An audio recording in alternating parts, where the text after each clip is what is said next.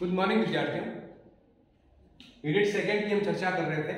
आगे हम चर्चा करेंगे एक अगला कॉन्सेप्ट इसी के अंदर, शक्ति संतुलन, चेक और बैलेंस, और शक्ति संतुलन बनाए रखने के तरीके। एक बहुत कारगर चीज है।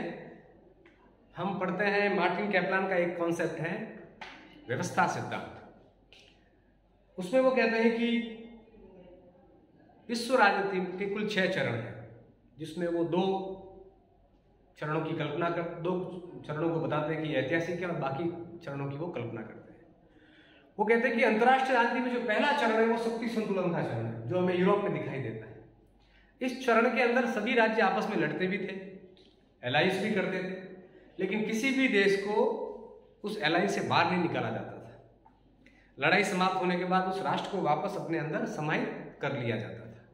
तो अंतर्राष्ट्रीय राजनीति में अगर आपको तनाव कम करना है तो अंतर्राष्ट्रीय राजनीति में चेक और बैलेंस का होना बहुत जरूरी है। ऐसे सभी विद्वान मानते हैं, खास करके अंतर्राष्ट्रीय राजनीति के विद्वान, मार्टिन कैप्लान है या मार्गेनथाउ के, वो ये कहते हैं कि दुनिया में तनाव तब बढ़ते हैं जब चेक और बैलेंस डिस्टर्ब होता है। और इस चेक और बैलेंस को बनाए रखने के बहुत सारे तरीके हैं। जैसे एक राष्ट्र संधि के माध्यम से अपनी शक्ति को बढ़ाने का प्रयास करता है। जैसे पाकिस्तान सेंटो का सदस्य बना ताकि वो भारत को काउंटर कर सके। एक देश मैत्री गठबंधनों की स्थापना करता है, अपने दोस्त बनाता है ताकि वो अपने जो पड़ोसी जो शक्तिशाली है उसको कैसे वो बैलेंस किया जाए। एक देश तटस्थ राज्य की स्थापना करके चेक और बैलेंस करने का प्रयास करता है। जैसे नेपाल और भारत के बीच भारत और चाइना के बीच जो है नेपाल एक तटस्थ राज्य है। उसका बुनियादी अर्थ यह है कि अब भारत की सीमाएं प्रत्यक्ष रूप से इतने हिस्से में जो है वो चाइना से नहीं मिलेगी। तो एक प्रकार से चेक और बैलेंस का अर्थ क्या है और उसको अंतर्राष्ट्रीय राजनीति में बनाने के तरीके क्या क्या है। हो सकता है इसका एक माध्यम कूटनीति भी हो, इसके माध्यम से भी आप चेक और बैलेंस बना सकते हैं। ये एक तरीका है जिससे आप चेक और बैलेंस को बनाए रख सकते हैं। इसे शक्ति की साम्य अवस्था कहा जाता है और ये एक तुलाभारिता का सिद्धांत है। जब अंतर्राष्ट्रीय राजनीति में चेक और बैलेंस बिगड़ेगा तब अंतर्राष्ट्रीय राजनीति में तनाव होगा।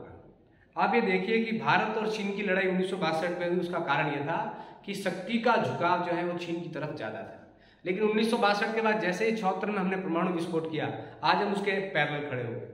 तो आज निश्चित तौर पर हमने चेक और बैलेंस कायम कर दिया है शस्त्रीकरण के माध्यम से, खास करके आणविक शस्त्रीकरण के माध्यम से। और हम चाइना को जवाब देने की स्थिति में हैं।